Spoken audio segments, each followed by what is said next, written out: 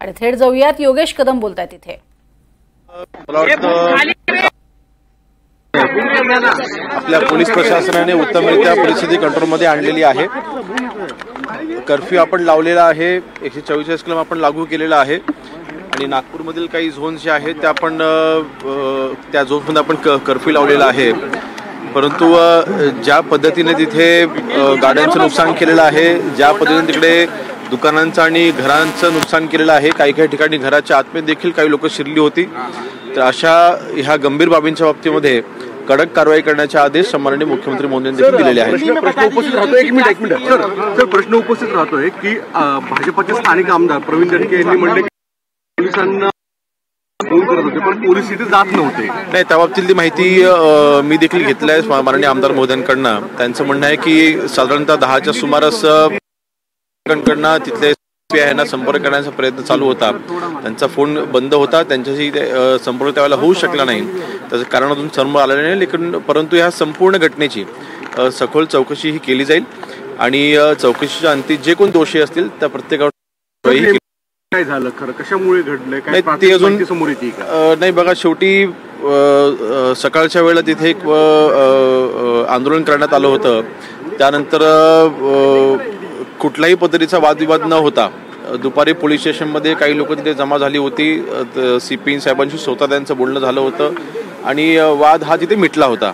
दुपारनंतर 4-5 तासाच्या गॅप नंतर कदाचित काही लोकांनी हे प्लॅनिंग करून केलेलं असावं असा अंदाज आमचा आहे, अजूनपर्यंत शुअर आपल्याला सांगता येणार नाही।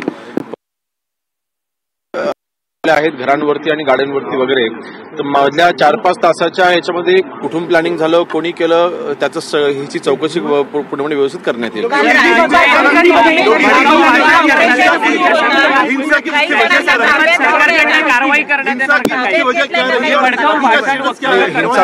हिंसा की वजह अभी तक पता नहीं लग चुके हैं, लेकिन जरूर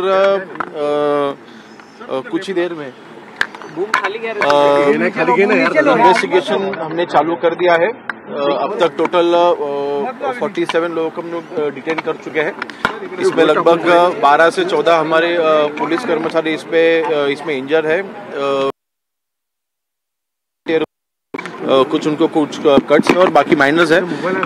सिविल यहाँ पे सिविलियन सिर्फ 2 या 3 ही इंजर्ड है, वो भी बाकी सब जो है वो माइनर इंजरीज है। लेकिन इसका जो मूल कारण है वो बिल्कुल हम ढूंढेंगे।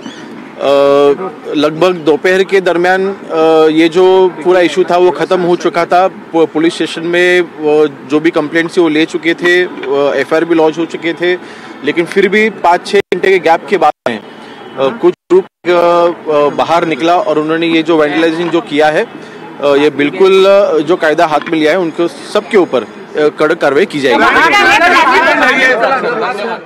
ते ज्यांनी हातामध्ये कायदा घेण्याचा प्रयत्न केलेला आहे अशा सगळ्यांवरती कारवाई होणार आहे, कारण कट रचून दंगल घडवली असा संशय आहे। दुपारीच वातावरण निवळलेलं होतं, मात्र तरीही दुपारच्या 4-5 तासांच्या काळात काहीतरी ठरलं आणि त्यानंतर हा कट रचला गेला का या संदर्भात आता चौकशी केली जाईल आणि दोषींवर कारवाई होईल, असंही गृहराज्यमंत्री योगेश कदमांनी म्हटलंय।